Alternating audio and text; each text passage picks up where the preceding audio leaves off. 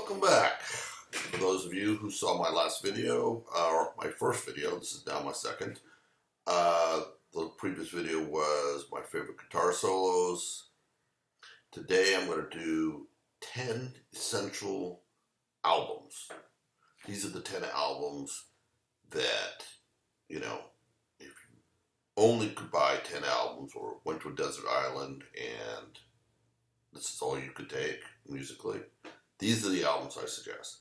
I don't know if they're necessarily the 10 best albums, but these albums fit a certain criteria. Here were my criteria. One was they had to be albums. So went back into my record collection and looked at everything I had, which meant I excluded CDs that I bought later on. So pretty much everything is going to be 80s and backwards.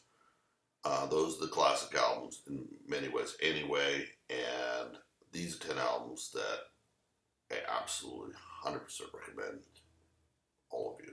And I did this in no particular order, so don't think there's any relevance in the order. There's just no way I could order these. But they're all, for different reasons, so important. These are albums that made a huge impression on me, and for the most part, they're albums that are pretty close to perfect in the sense that I think in all cases of all 10 of them, there's not a bad song or bad piece of music throughout the entire album. And that's kind of rare. A lot of times you buy an album and a third of it is not that great and you listen to the other two-thirds. In this case, these are like perfect albums that, for a variety of reasons that I'll get into, I think are essential. Okay, so number one, and again, this is no particular order, Rush. Hemispheres. Fabulous album. This is my favorite Rush album, and I don't really like most of the newer stuff. I like this old stuff. I liked 2112, Farewell to Kings. After that, got into a lot of synthesizers and so forth. They stopped being episodic. I think the last album that I really liked of theirs was Moving Pictures, and even that had moved beyond sort of style that I really liked. I liked their long pieces that just went all over the place and took you on an exciting journey. I love that long epic stuff, kind of like, Yes, Closer to the Edge, that kind of thing. I think this does it better than anything. It's a close call. I really love this opening. What do we got on here? Basically, the whole Hemisphere thing takes up the entire side one. Yes, entire side one. And then side two is no slouch. Circumstances, the trees. Trees, even though it's not a long episodic thing, it feels like it. And then we're into one of the best instrumental pieces they've ever done, La Via Strangiato. And it really shows Alex Lifeson's amazing guitar skills. A lot of textures and colors and things like that rather than just stand out and wail away. But when he wants to wail away and when he wants to show technique, he can do it. And La Via Strangiato is a good example of it. That opening guitar riff on the acoustic guitar, it could be Al Divio. That's how good it is. Great album. Number one, not in any particular order again, but this is my first one I'm going to show you. Moving on. Number two album. And not all of this is going to be progressive rock, but we're going to go with another progressive rock band, Genesis. Genesis has become one of my absolute favorite bands. And this is a hard pick. I only want to pick one album per band, and with Genesis, it's not easy. You've got Foxtrot and Lamb Lies Down on Broadway. You've got Nursery Crime. Those are the ones that stand out. Later stuff, not my thing. I think Phil Collins is a fabulous singer, and I think in some ways he's a better singer. It's funny, if you get the live album Seconds Out, where Phil Collins is the singer, he's taken over just after, I think, the Winter Weathering album that they put out, his second album with him as the lead singer. He's singing at least on that album, I'd say 60% of it is old Genesis. It was originally sung by Peter Gabriel, and Phil Collins sings those songs, and in many cases, he sings them better than Peter Gabriel. But Peter Gabriel brought something to Genesis that Phil Collins didn't. You know, Peter Gabriel has darker and edgier, more, you know, very interesting in that way, and kind of kept them away from the pop. It started to go towards pop once Phil Collins came in, but Phil Collins is a great singer. This is, of course, Peter Gabriel. This is the old stuff. Why did I pick this album? There's a lot of great stuff on this, but to me, my favorite piece of Genesis, the piece I listen to over and over again, is First and Fifth.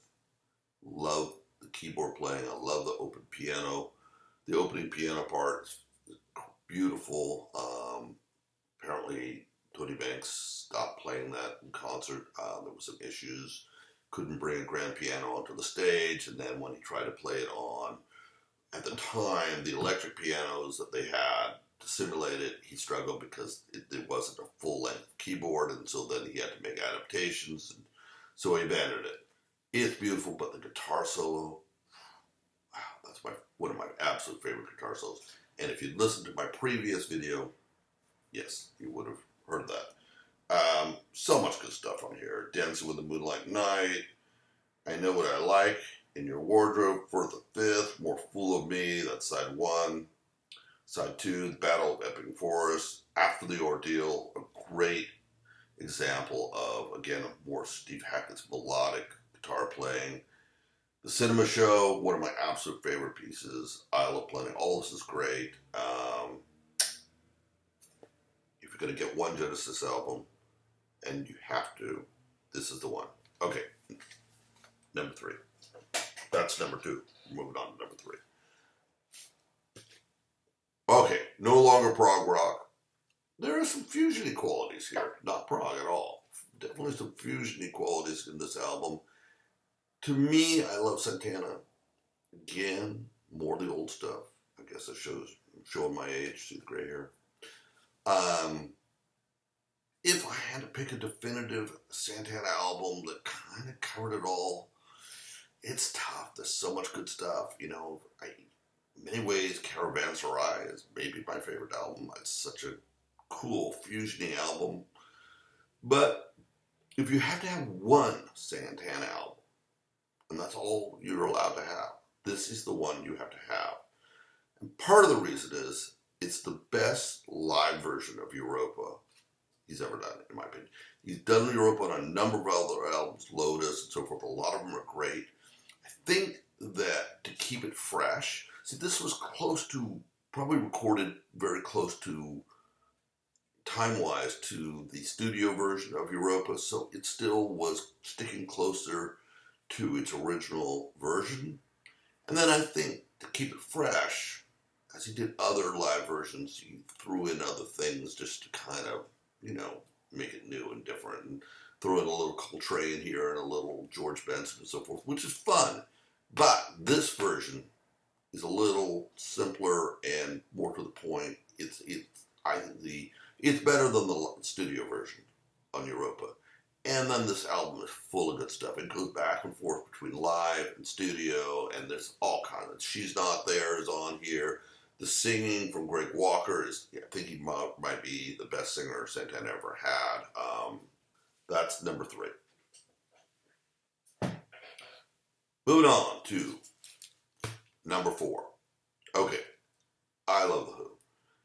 What's not to love? When I was a kid, must have been like, I don't even think I was more than 12 years of age. I went to see the movie Woodstock, and which for a 12-year-old kid, even if you didn't like the music, at least you got to see some naked women, which 12-year-old kids do enjoy. If they're men, I think maybe some women too. But beyond that, the performance, to me, at that time, maybe I would feel differently now watching Woodstock again, which, by the way, I think is timeless. But the performance in Woodstock to me that stood out, that made me run out and buy this album, was The Who playing Tommy. This album, I put it on last night just to listen to it again, cranked it up real loud, which is essential. The drumming oh my God, the drumming is so good. The bass playing is so good. Daltrey, what a great singer. If I had to have a criticism of this album, it's a concept album. It's a story that has to go all the way through. I think there is always a little bit of an issue with almost all of those kind of albums. It's sort of an album that's one concept and one story all the way through. You know, Dream Theater has Metropolis, and Genesis has, Land Lies Down on Broadway. I think because you have to sort of tell a story all the way through, in the individual song within the album doesn't stand up as a single entity by itself. It works within the context of the overall thing. If you're listening to the overall album, those pieces in between the certain songs by themselves, like I said, don't necessarily work, but they work as a whole, as part of the whole. And that's the case here. There are some pieces on here that, I'm Your Wicked Uncle Ernie or something like that. It's great because it helps to tell the story, but it's not a great piece of music. If you wouldn't listen to that, and there's your go-to, track. So there is that, but overall, it's beautifully recorded. The drumming is so powerful. It's, he's not he's not Neil Peart, but in many ways he's better. In many ways he's not. There's energy, there's passion, there's a spontaneity to his drumming and the way he builds tension and drama and so forth that in some ways is unlike any other drummer. He's not Buddy Rich. He doesn't have those kind of technical skills. He's a flawed drummer in some ways, but boy, nobody could do this. And after he died, the Who did use other drummers, never even came close. Sort of like Led Zeppelin. Bonham goes. I think Bonham may be even more difficult to replace because there was a sound that nobody else had, really, except for maybe his son. But Keith Moon too. I don't know. There may be some guy out there that can bring that sort of energy. I'm sure there is, but I haven't heard him. So definitely, but also just a great album. Just fantastic listening. Okay. Let's go on to number 5. The Dixie Dregs. Later they changed their name to the Dregs. And if you people out there that are prejudiced against country, you shouldn't be. This is closer to bluegrass influence there, but it's rock, it's jazz, it's bluegrass, it's classical, it's everything thrown in there. But it works. It works so well.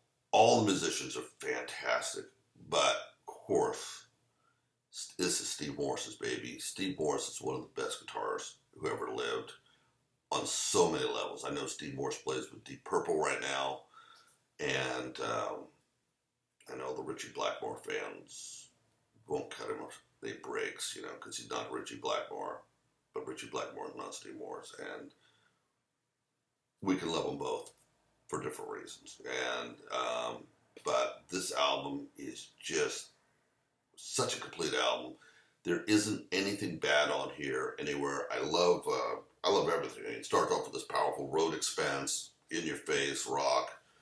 Then it goes Pride of the Farm, kind of a bluegrass country stomp, which makes you actually think, man, maybe there is something to country music. My favorite piece on here is Hereafter, which is almost classical, beautifully put together. Yeah, this is an album you have to have.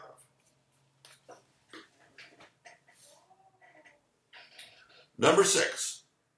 Now, this is a band, number 6, King Crimson. When you think of old King Crimson, with John Wetton and Bill Bruford, well, this has Bill Bruford on it, by the way, but the old stuff, Greg Lake and all that, that's very much in that progressive rock, genre.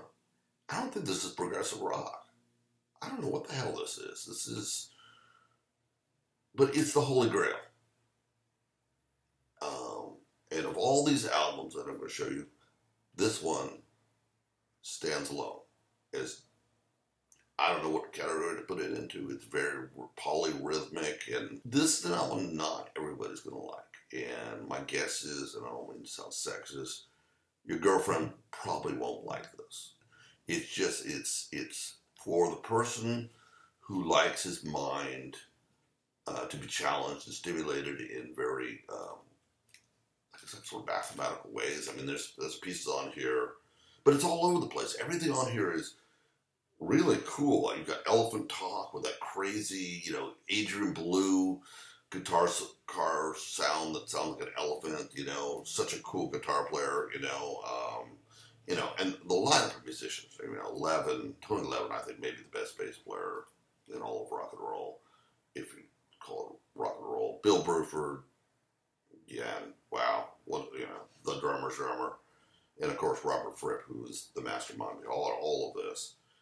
Frame by Frame, Mate Kudasai, Indiscipline, which is wild shit. Thela Hunjinji, The Shelter's Guide, beautiful piece.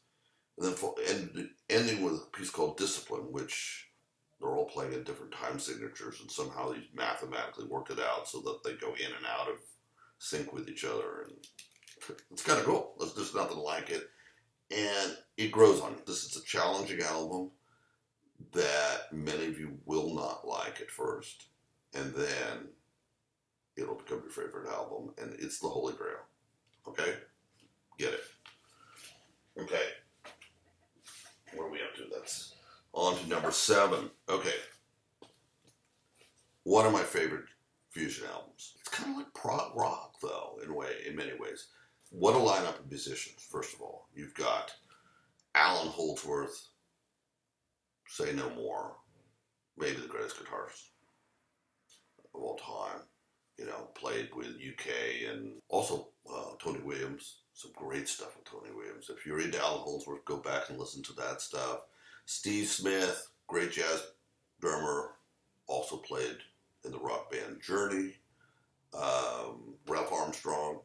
Funny story about Ralph Armstrong. He went to audition for the Mahavishnu Orchestra, and I think he was a relatively unknown bass player. But guess who showed up also? Jaco Pastorius.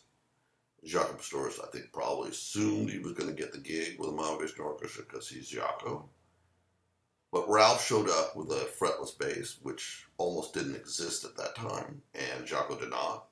And John loved that fretless sound of that fretless bass so much, and the way Ralph played it, that he gave Ralph the job and not Jaco. Can you believe that? So Jaco was so upset that he ripped out all the frets in his bass and filled them in with epoxy, and that was his first fretless bass, thanks to being rejected by the Mahavishnu Orchestra. Anyway, this is great. The violin playing is beautiful. Daryl Sturmer's also on here as a guitarist. He went on to play with Genesis. The violin playing, like I said, is beautiful. Holdsworth is amazing. The drumming is beautiful. It's an essential fusion album. If you have to limit how many fusion albums you take on that desert island, take this one. Okay.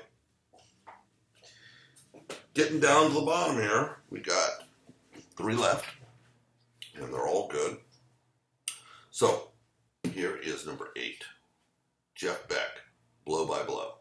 I'm a huge Jeff Beck fan, but I really only collected the albums he did, starting with this one. I didn't really collect any of the old stuff. This is influenced by Mahavishnu. Again, I'll refer to Mahavishnu a lot because it's kind of more influential than people realize. It's so much of the stuff that I think is important to listen to, at least with fusion, is influenced by Mahavishnu, and Jeff Beck was. So he's a blues rocker that was a little more interested in going, just kind of doing the Yardbirds kind of thing, and evolved into this fabulous fusion-y guy. He doesn't have McLaughlin's chops. He has his own set of chops, which McLaughlin doesn't have. Nobody has Jeff Beck's chops. He's not fast. He's just really unique, and that's for another day to explain. And there are big people who are better at explaining what he does chop-wise, but just trust me, he is incredible. and this is an important album to have. Wired is probably equally good, maybe even better. I picked this one because it's the first one of the Fusion era, and I think it's important to start with that. I think my favorite song on here, as I mentioned in my previous one, because we ended as lovers, Freeway Jam. Um, it's all good. Just get this out. Okay. Last two, UK. This is an amazing lineup. John Wetton on bass, went on to play for Asia. As a singer as well. Eddie Jobson, keyboards and violin. Great keyboard player. Terrific violin player. Bruford, Holdsworth. They did another album. I think they've only done 2 albums, studio as far as I know. Holdsworth left and Bruford left. In fact, they left together and continued to play on Bruford's albums for a while. So what did UK do? Well, they didn't replace Holdsworth, and I guess he's not replaceable. But they did bring in Terry Bozzio, and if you're going to replace Bruford, pretty great pick. Okay, last album. One of my favorite, maybe my favorite album of all time. Number 10, Vishnu Orchestra. This is part of the second lineup of the band. Everybody knows their first lineup that's into Vishnu. People don't always give as much credit to the second. I actually like the second lineup better. I like Jean-Luc Ponty's violin playing better. I love Narada's drumming. Just as good as Billy Cobham in many ways. Kind of has that Keith Moon kind of like energy to it too, which is kind of, there's so much good stuff on here. Opening song, Eternity's Breath, is like heavy metal, guitar riff, like something Tony Iommi could have written. It's great. Lilo's Dance, wow. This is maybe the ultimate guitar album, because the guitar playing is like nothing else you would ever hear anywhere else. His solos are so much on fire, and just, there is nothing close to it, I think. Violin playing is beautiful throughout, Keyboard playing is a little more subtle than what Jan Hammer brought, but in some ways that allowed it to be more focused. I think overall, this lineup of Mahavishnu and this album is a more focused album than anything Mahavishnu ever did. All the pieces came together, I think. All of it's good, but if you have to get one to take to that desert island, take this one. Okay, thank you very much.